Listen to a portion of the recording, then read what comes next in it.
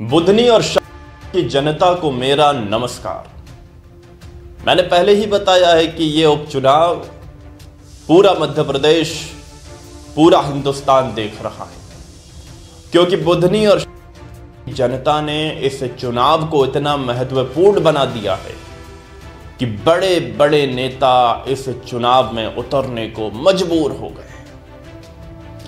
कहा जा रहा था कि बुधनी में तो एक तरफा चुनाव होगा, पर वैसा तो ना बुधनी में नजर आ रहा है ना नजर आ रहा है। फाइट है, कांटे की टक्कर है, और कहने वाले बता रहे हैं कि भारतीय जनता पार्टी को करारा झटका इन चुनावों में लग सकता है। इसलिए क्या इतना जोश अब कांग्रेस के नेताओं में नजर आने लगा है, यह एक बड़ा सवाल है।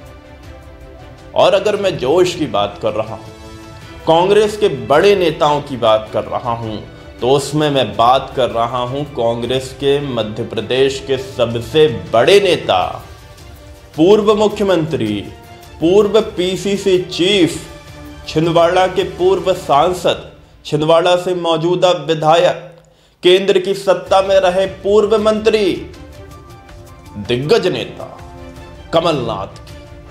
जी हां दोस्तों, अब और बुधनी के उपचुनाव में कमलनाथ की भी एंट्री हो गई है। और कमलनाथ ने तो ऐसा ललकारा है शिवराज सिंह चौहान को और मोहन यादव को कि भारतीय जनता पार्टी के भीतर हाहाकार मचना तय है, और अब एकदम पारा हाई हो गया है। इस चुनाव का पारा कमलनाथ ने और हाई कर दिया है, क्योंकि जैसे ही कमलनाथ मैदान में उतरे हैं, अब वहां से भी पलटवार हो रहा है। वार अगर कांग्रेस की तरफ से है तो पलटवार भाजपा की तरफ से। मैं आपको बताऊंगा कमलनाथ ने क्या लिखा है, क्या कहा है, और एक एक शब्द बड़ा महत्वपूर्ण है जो वो कहना चाह रहे हैं। और उन्होंने अपने पूरे बयान में या कहे लेख में बुधनी की जनता को संबोधित करके ही ये बात कही है। तो ये उन लोगों के लिए बड़ा जरूरी है सुनना जो बुधनी और में रहते हैं या ऐसे चुनाव को बारीकी से देख रहे हैं, क्योंकि कमलनाथ ने मोहन यादव को शिवराज से बड़ा जंगल राज का कीर्तिमान रचने वाला मुख्यमंत्री करार दे दिया है। कमलनाथ लाडली बहना योजना को कटघरे में रख करके कुछ अलग ही खुलासा कर रहे हैं, और कमलनाथ का दर्द भी उनके लेख में नजर आ रहा है, क्योंकि कमलनाथ ने पिछले साल विधानसभा चुनाव का जिक्र भी छेड़ दिया है और कहा है छल से जीता गया था वो चुनाव, झूठ से जीता गया था वो चुनाव, जिसमें कमलनाथ मुख्यमंत्री बनते बनते रह गए थे। करारी हार हो गई थी कांग्रेस पार्टी की। अब मैं आपको जो सुनाने जा रहा हूं वो एक एक लाइन कमलनाथ की लाइन है। एक एक लाइन में कमलनाथ कुछ कहना चाह रहे हैं, कुछ बड़ा संदेश बुधनी की जनता और की जनता को उपचुनाव को लेकर दे रहे हैं। तो एक एक शब्द सुनिएगा, इसके बाद में हम कमलनाथ के इस लेख का डिकोड करेंगे। आपको बता दें कि बुधनी और में 13 नवंबर को मतदान होना है, 23 नवंबर को चुनाव के नतीजे आ जाएंगे। और कमलनाथ ने सोशल मीडिया पर लिखा है, और चुनाव को लेकर ही लिखा है, उपचुनाव को लेकर ही लिखा है। तो कमलनाथ जी लिखते हैं, मध्य प्रदेश की सीहोर जिले की बुधनी और विजयपुर विधानसभा सीट पर उपचुनाव होने जा रहा है। मध्य प्रदेश के ये दोनों ही उपचुनाव जनता को सरकार के 10 महीनों के कामकाज की समीक्षा करने और सरकार को कर्तव्य बोध कराने का अवसर देते हैं। ये उपचुनाव जनता को अपने वोट की ताकत से सरकार की नींद खोलने और उन्हें आईना दिखाने का मौका देते हैं। मध्य प्रदेश विधानसभा चुनाव 2023 में झूठे वादे कर सत्ता में आई बीजेपी सरकार युवाओं को रोजगार देने में पूरी तरह विफल रही है।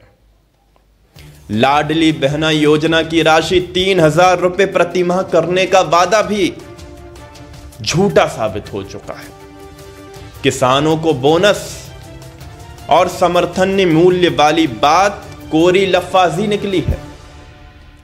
सैकड़ों महत्वपूर्ण योजनाएं या तो घोषित रूप से बंद कर दी गई हैं या उनका बजट भुगतान रोककर मरणासन्न कर दिया जा रहा है। लाडली बहना योजना में नए हितग्राहियों को जोड़ने का काम शून्य है। पुराने हितग्राहियों की छटनी तेजी से जारी है। जनता को मिलने वाली विभिन्न वित्तीय सहायताओं को रोककर केवल एक योजना में राशि जारी करना भोली भाली जनता से इस शातिर सरकार की नायाब ठगी है। परिवार के हर सदस्य की जेब काटना, फिर लूट करके उसी पैसे का एक छोटा सा हिस्सा जनता को लौटा कर वाहवाही लूटना इस फरेबी सरकार की आदत बन चुकी है। महंगाई जान ले रही है, स्वास्थ्य व्यवस्था चरमराई हुई है, शिक्षा व्यवस्था भगवान भरोसे है, सड़कों पर चंद्रमा की सतह जैसे गड्ढे हैं, बाजार में सन्नाटा पसरा है, बेटी घर की चौखट पार करते ही असुरक्षित है। किसान बिलख रहे हैं, व्यापारियों से वसूली जारी है, बीजेपी संरक्षित भूमाफिया नदी पहाड़ और जंगल निगल रहे हैं। मध्य प्रदेश के जंगल निकल रहे हैं। मध्य प्रदेश के घरों में हाल यह है कि बिजली कटौती से घर से लेकर सड़कों तक अंधेरा पसरा है। मध्य प्रदेश नशे के कारोबार का नया अड्डा बन गया है। आगे कमलनाथ जी कह रहे हैं, ये बड़ा महत्वपूर्ण है, सुनिए। कमलनाथ जी आगे लिख रहे हैं कि मुख्यमंत्री जी शिवराज सिंह चौहान को जो जंगल राज लागू करने में कुछ बरस लगे थे, आपने तो कुछ ही महीनों में वो कीर्तिमान रच दिया है। मैं उपचुनाव क्षेत्र की जनता से अपील करता हूं कि इस सरकार को जगाने और अपने वोट की ताकत दिखाने की नियत से मतदान करें और बीजेपी की पराजय सुनिश्चित कर लोकतंत्र के महापर्व को पावन और सार्थक बनाएं। यह कमलनाथ का अंदाज निकल करके आया। कमलनाथ एक भावुक अपील भी करते हुए दिखाई दे रहे हैं। इस लेख में कह रहे हैं कि 2023 विधानसभा चुनाव हम हारे नहीं थे, झूठ से हारे थे। झूठ, लफ्फाजी तक कह रहे हैं, लफ्फाजी, कि ये जो बीजेपी के नेता चुनाव के दौरान, उपचुनाव के दौरान आपके पास आ करके वादे कर रहे हैं, वो वादे कोरी लफ्फाजी है। क्या हुआ 3000 रुपए प्रतिमाह लाडली बहना योजना का जो पैसा मिलने वाला था? क्या हुआ वादे का? क्या हुआ तेरा वादा? अब तो वादा नजर ही नहीं आता। सरकार आ गई, कुर्सी में बैठ गए, सत्ता मिल गई, वादा भूल गए। चुनाव के पहले हाथ जोड़ रहे थे कि वोट देना, और चुनाव के बाद जब वादे याद दिलाए तो भी हाथ जोड़ रहे हैं कि यार वादे की याद मत दिलाना। यह संदेश कमलनाथ देना चाह रहे हैं। और कमलनाथ आज की तारीख में भी कांग्रेस कार्यकर्ताओं के सबसे प्रिय नेता, इस बात में कोई शंका तो है ही नहीं। आज भी अगर मध्य प्रदेश में सबसे बड़ा नाम कोई है कांग्रेस के भीतर तो वो कमलनाथ है। और कमलनाथ अगर इतने गुस्से में इस तरह के तीखे शब्दों का प्रयोग कर रहे हैं और नाम लेकर कि मोहन यादव जी, मुख्यमंत्री जी, शिवराज सिंह चौहान को तो जो जंगल राज लागू करने में कुछ बरस लगे थे, उनको तो थोड़ा टाइम लगा था जंगल राज मध्य प्रदेश को बनाने में, आपने तो कुछ ही दिनों में वो कीर्तिमान रच दिया।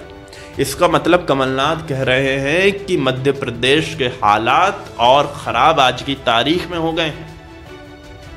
बिहार को एक वक्त में जंगल राज कहा जाता था, आज मध्य प्रदेश को कमलनाथ जंगल राज कह करके पूरी भाजपा सरकार को और मुख्यमंत्री मोहन यादव की नीयत को कटघरे में खड़ा कर रहे हैं।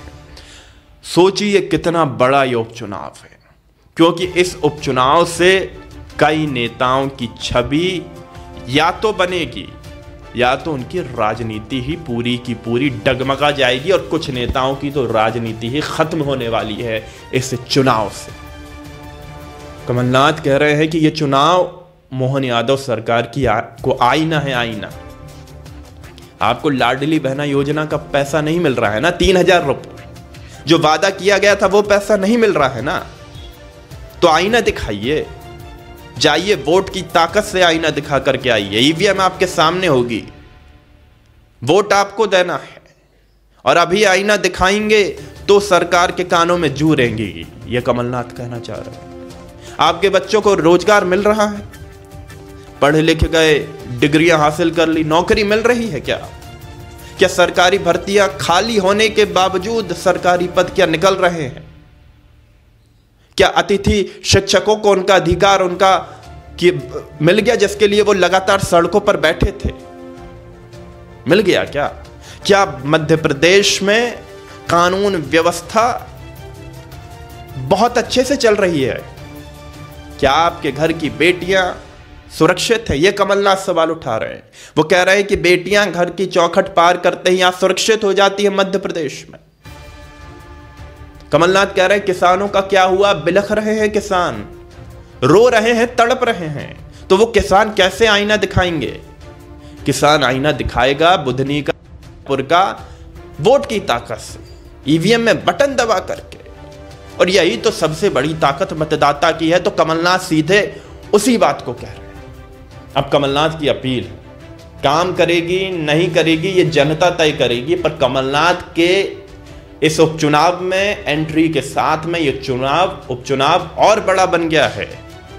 और भारतीय जनता पार्टी को अब कमलनाथ को जवाब देने की जरूरत पड़ रही है, यानी कि कांग्रेस पार्टी की पिच में खेलते हुए नजर आ रही है भारतीय जनता पार्टी। इसलिए आप देखेंगे चाहे वो के प्रत्याशी हों, चाहे वो बुधनी के प्रत्याशी हों, राजकुमार पटेल उत्साह में नजर आ रहे हैं, उत्साह में नजर आ रही है। उत्साह पहले नहीं देखा गया जो इस बार देखा जा रहा है।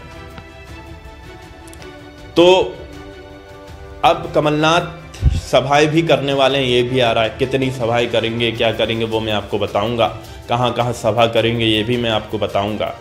पर कमलनाथ ने ये जो पूरा अपना सोशल मीडिया पर लिखा जिसमें सीधा अटैक वो कर रहे हैं, अटैक, तीखा अटैक, आंख से आंख मिलाकर बात करने वाली बात कह रहे हैं, वादों की याद दिला रहे हैं। कई लोगों ने तो कमलनाथ को रिटायर मान लिया था, कई लोगों ने तो ऐसी भी खबरें चलाने की कोशिश की थी कि कमलनाथ जी जा रहे हैं।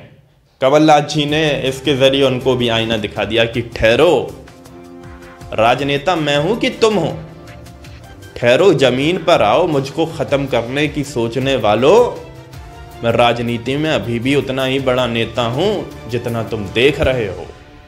तो कमलनाथ ने एक तरह से वो भी साबित कर दिया कि मैं रिटायर नहीं हो रहा हूं, मैं तो घूमूंगा पूरे मध्य प्रदेश में, जहां जहां जनता के मुद्दे की बात होगी वहां पर बोलूंगा भी। आप चलाइए आपको जो चलाना है, फेक खबरें चलाना है मेरे खिलाफ में, फेक नैरेटिव बनाना है मेरे खिलाफ में, उससे फर्क क्या पड़ता है? कमलनाथ कहना चाह रहे हैं हमें तो जनता की अदालत में जाना है, और अंतिम में जनता की अदालत ही फैसला करेगी कि बुधनी और उपचुनाव में क्या होगा। जिसको वोट देना है वो आपकी मर्जी है, पर 13 नवंबर को वोट जरूर दें।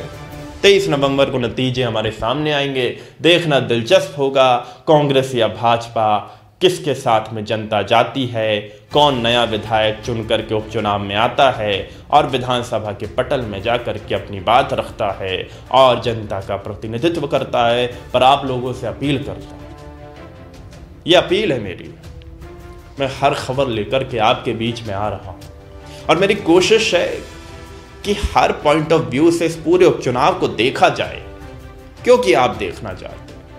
तो आपके सपोर्ट की जरूरत तो हमें भी है, क्योंकि हम जब कोई कंटेंट बना रहे हैं तो हम चाहते हैं कि वो समर्थन हमें भी तो मिले, लगे कि हाँ हम जो कह रहे हैं जनता उसको सुन रही है, देख रही है।